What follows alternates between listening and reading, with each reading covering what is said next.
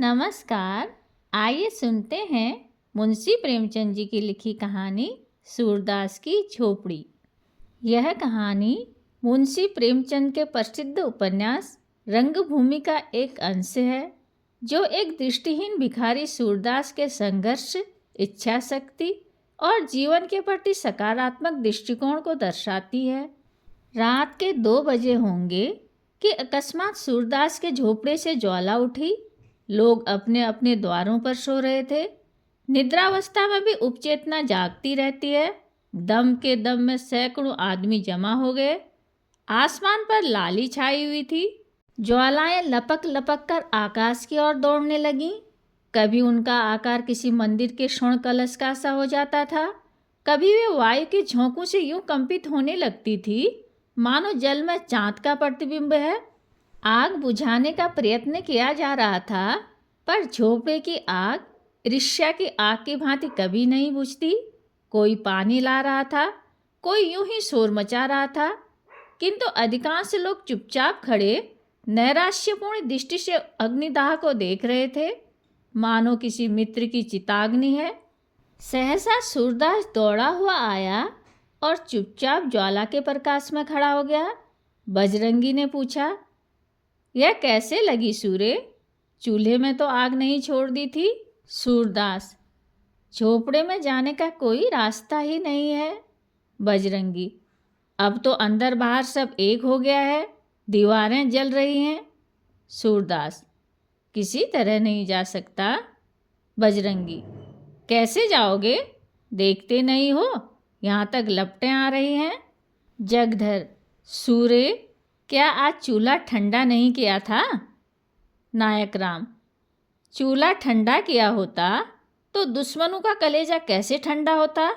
जगधर, पंडा जी, मेरा लड़का काम ना आए, अगर मुझे कुछ भी मालूम हो तो मुझ पर नाहक शुबा करते हो। नायक राम, मैं जानता हूँ जिसने लगाई है, बिगाड़ न दूँ तो कहना। ठाकुर दिन, तुम क्या बिगाड़ोगे? भगवान आप ही बिगाड़ देंगे। इसी तरह जब मेरे घर में चोरी हुई थी तो सब स्वाहा हो गया। जगधर, जिसके मन में इतनी खुटाई हो, भगवान उसका सत्यानाश कर दे। सूरदास, अब तो लपट नहीं आती। बजरंगी, हाँ, फूस जल गया, अब धरन जल रही है। सूरदास, अब तो अंदर जा सकता हूँ। नायक राम, अंदर तो जा सकते हो, पर बाहर नहीं निकल सकते। अब चलो आराम से सो रहो, जो होना था हो गया, पछताने से क्या होगा। सूरदास, हाँ, सो रहूँगा, जल्दी क्या है। थोड़ी देर में रही सही आग भी बुझ गई। कुशल यह हुई कि और किसी के घर में आग न लगी। सब लोग इस दुर्घटना पर आलोचनाएं करते हुए विदा हुए। सन्नाटा छा गया, किंतु सूरदास अब भी वहीं बैठा हुआ था। उसे झोपड़े के जल जाने का दुख न था, बर्तन आदि के जल जाने का भी दुख न था। दुख था उस पोटली का, जो उसकी उम्र भर की कमाई थी, जो उसके जीवन की सारी आशाओं का आधार थी, जो उसकी सारी यातनाओं और रचनाओं का निष्कर्ष थी। इस छोटी सी पोटली में उसका, उसके पितरों का और उसके नाम लेवा का उद्धार संचित था। यही उसके लोक परलोक, उसकी दीन दुनिया का आशा दीपक थी। उसने सोचा, पोटली के साथ रुपये थोड़े ही जल गए होंगे, अगर रुपये पिघल भी गए होंगे तो चांदी कहाँ जाएगी। क्या जानता था कि आज यह विपत्ति आने वाली है, नहीं तो यहीं न सोता। पहले तो कोई झोपड़ी के पास आता ही ना, और अगर आग लगाता भी तो पोटली को पहले ही निकाल लेता। सच तो यूं है कि मुझे यहाँ रुपये रखने ही न चाहिए थे, पर रखता कहाँ। मोहल्ले में ऐसा कौन है जिसे रखने को देता। हाय, पूरे 500 रुपये थे, कुछ पैसे ऊपर हो गए थे। क्या इसी दिन के लिए पैसे पैसे बटोर रहा था? खा लिया होता तो कुछ तस्कीन होती। क्या सोचता था और क्या हुआ। गया जाकर पितरों को पिंड देने का इरादा किया था, अब उनसे कैसे गला छूटेगा। सोचता था कहीं मिठुआ की सगाई ठहर जाए तो कर डालूं, बहू घर में आ जाए तो एक रोटी खाने को मिले। अपने हाथों ठोक ठोक कर खाते हुए एक जुग बीत गया। बड़ी भूल हुई। चाहिए था कि जैसे जैसे हाथ में रुपए आते एक एक काम पूरा करता जाता। बहुत पांव फैलाने का यही फल है। उस समय तक राख ठंडी हो चुकी थी। सूरदास अटकल से द्वार की ओर झोपड़ी में घुसा, पर 2-3 पक्के बाद एकाएक पांव भूबल में पड़ गया। ऊपर राख थी लेकिन नीचे आग। तुरंत पांव खींच लिया और अपनी लकड़ी से राख को उलटने पलटने लगा, जिससे नीचे की आग भी जल्द राख हो जाए। आध घंटे में उसने सारी राख नीचे से ऊपर कर दी और तब फिर डरते डरते राख में पैर रखा।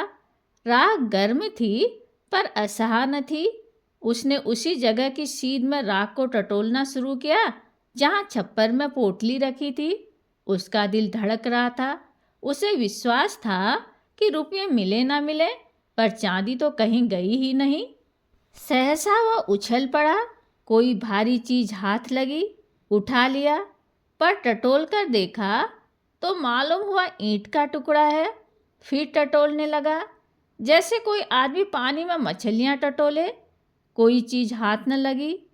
तब तो उसने नैराश्य की उतावली और अधीरता के साथ सारी राख छान डाली। एक एक मुट्ठी राख हाथ में लेकर देखी। लौटा मिला, तवा मिला, किंतु पोटली न मिली।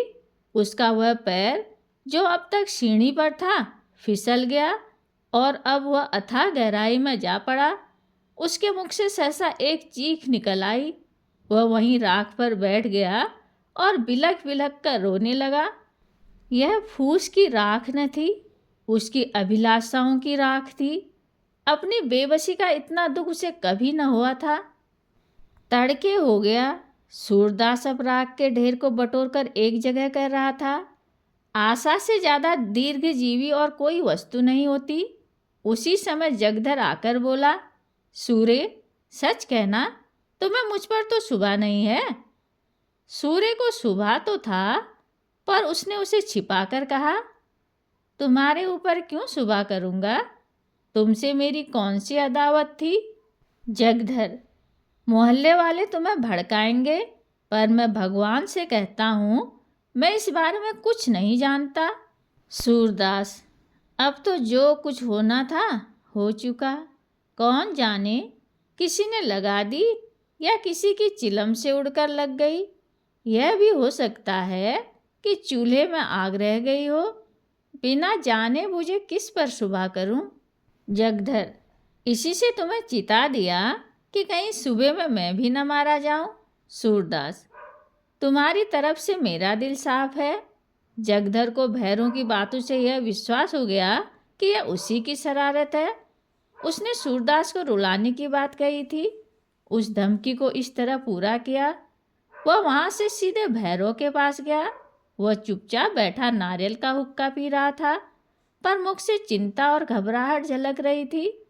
जगधर को देखते ही बोला, कुछ सुना? लोग क्या बातचीत कर रहे हैं?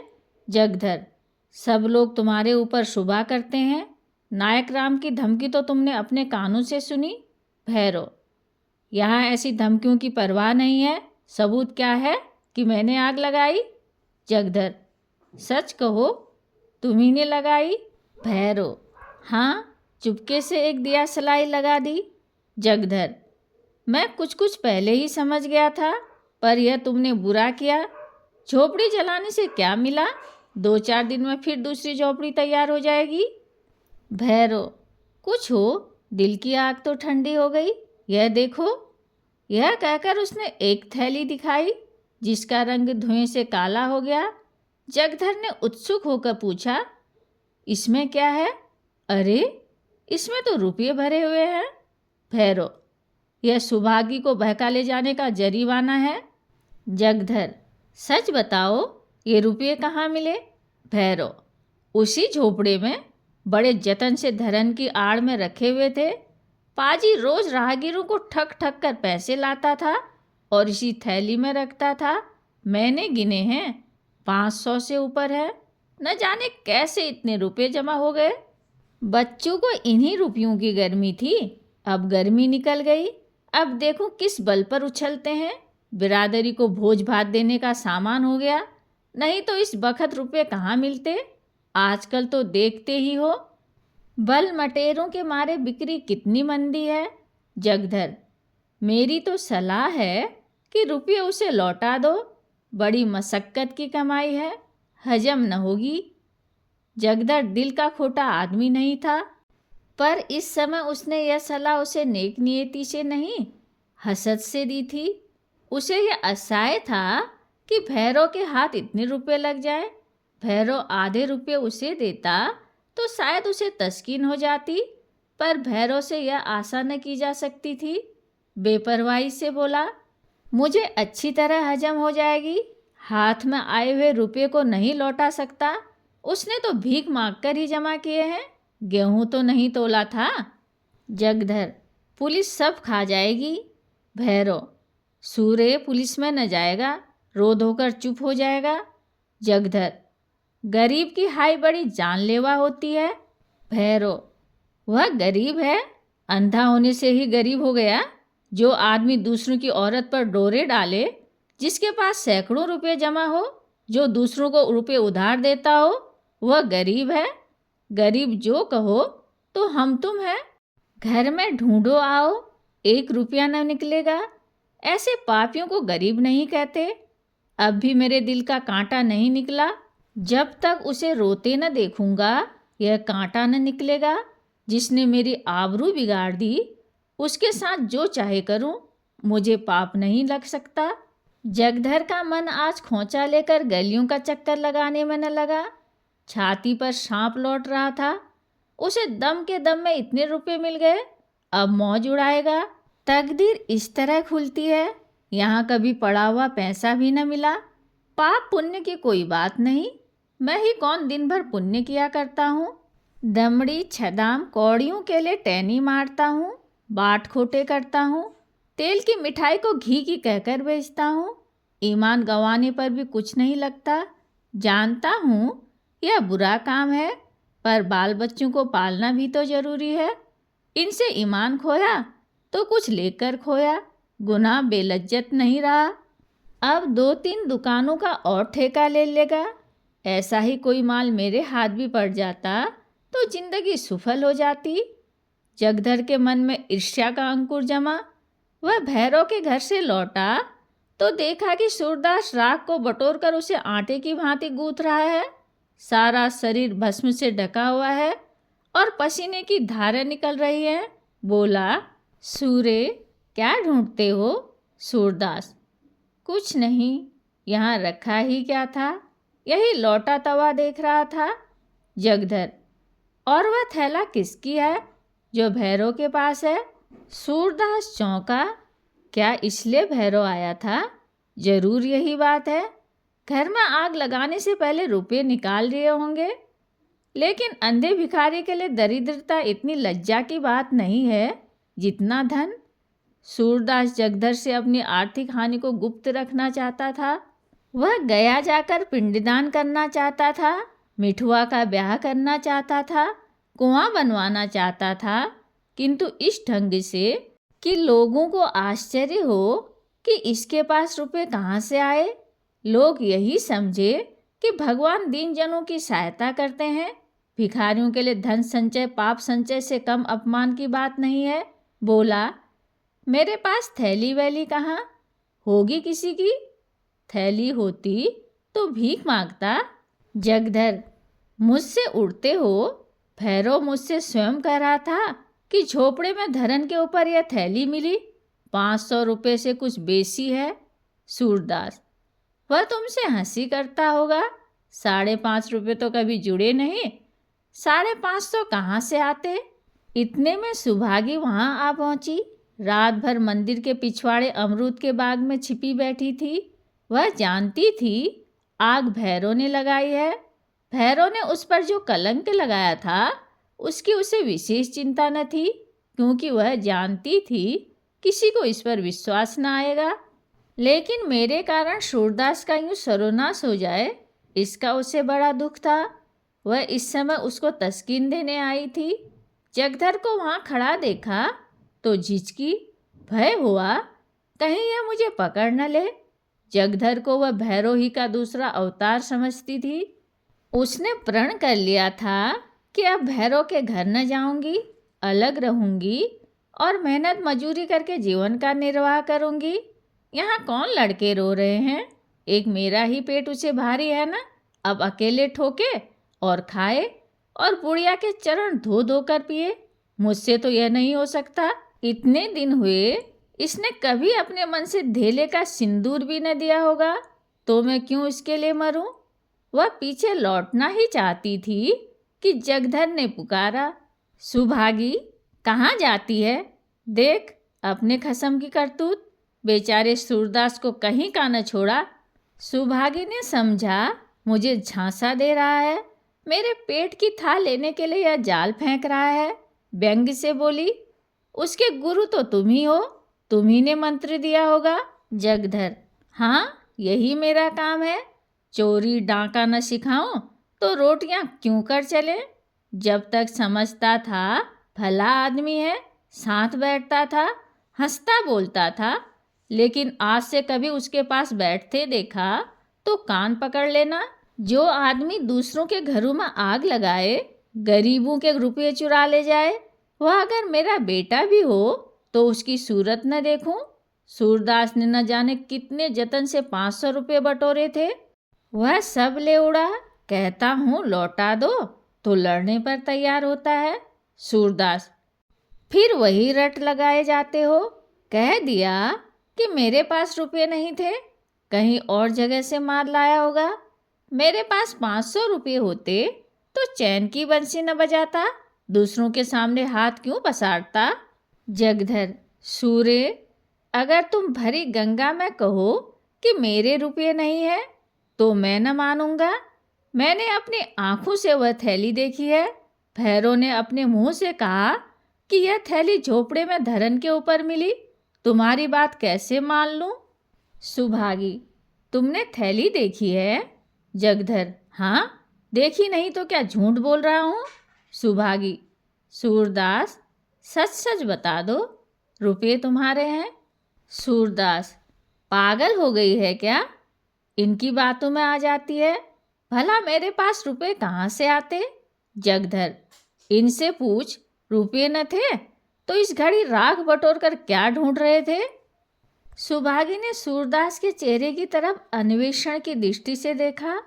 उसकी उस बीमारी की सी दशा थी जो अपने प्रियजनों की तस्कीन के लिए अपनी असहाय वेदना को छिपाने का असफल प्रयत्न कर रहा हो। जगधर के निकट आकर बोली, रुपये जरूर थे, इसका चेहरा कहे देता है। जगधर, मैंने थैली अपनी आंखों से देखी है। सुभागी, अब चाहे वह मुझे मारे या निकाले, पर मैं रहूंगी उसी के घर। कहाँ कहाँ थैली को छिपाएगा, कभी तो मेरे हाथ लगेगी। मेरे ही कारण इस पर यह विपत्ति पड़ी है, मैंने ही उजाड़ा है, मैं ही बसाऊंगी। जब तक इसके रुपये न दिला दूंगी मुझे चैन न आएगा। यह कहकर वह सूरदास से बोली, तो अब रहोगे कहाँ? सूरदास ने यह बात न सुनी। वह सोच रहा था, रुपये मैंने ही तो कमाए थे, क्या फिर नहीं कमा सकता? यही न होगा जो काम इस साल होता वह कुछ दिनों के बाद होगा। वे मेरे रुपये थे ही नहीं, शायद उस जन्म में मैंने भैरव के रुपये चुराए होंगे, यह उसी का दंड मिला है। मगर बेचारी सुभागी का अब क्या हाल होगा? भैरव उसे अपने घर में कभी न रखेगा, बेचारी कहाँ मारी मारी फिरेगी।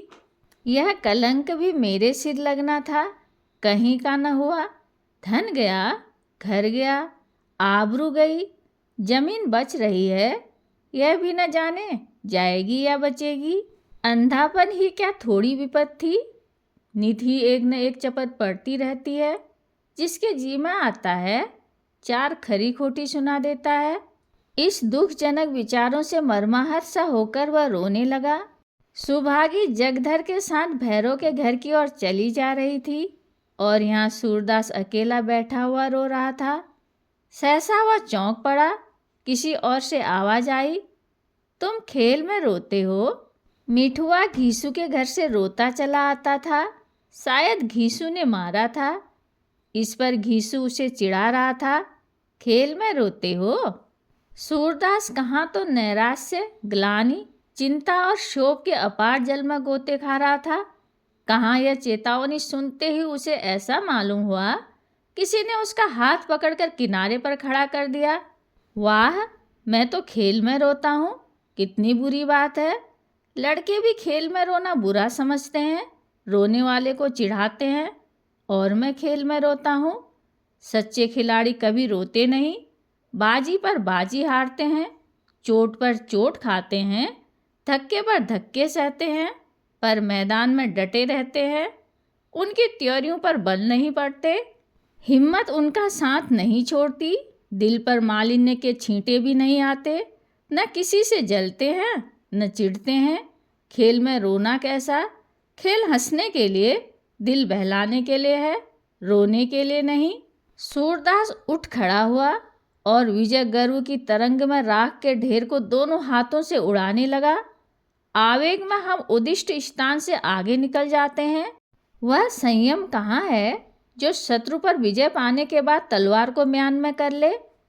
एक क्षण में मिठुआ, घीसू और मोहल्ले के 20 लड़के आकर इस भस्म स्तूप के चारों ओर जमा हो गए और मारे प्रश्नों के सूरदास को परेशान कर दिया।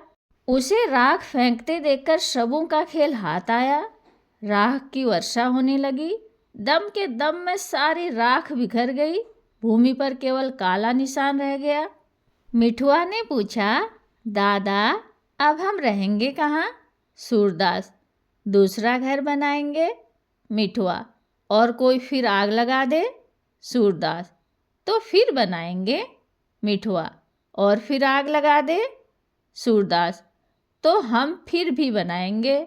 मिठुआ, और कोई 1000 बार लगा दे? सूरदास, तो हम 1000 बार बनाएंगे। बालकों की संख्याओं से विशेष रुचि होती है। मिठुआ ने फिर पूछा, और जो कोई 100 लाख बार लगा दे? सूरदास ने उसी बालोचित सरलता से उत्तर दिया, तो हम भी 100 लाख बार बनाएंगे। कहानी सुनने के लिए धन्यवाद।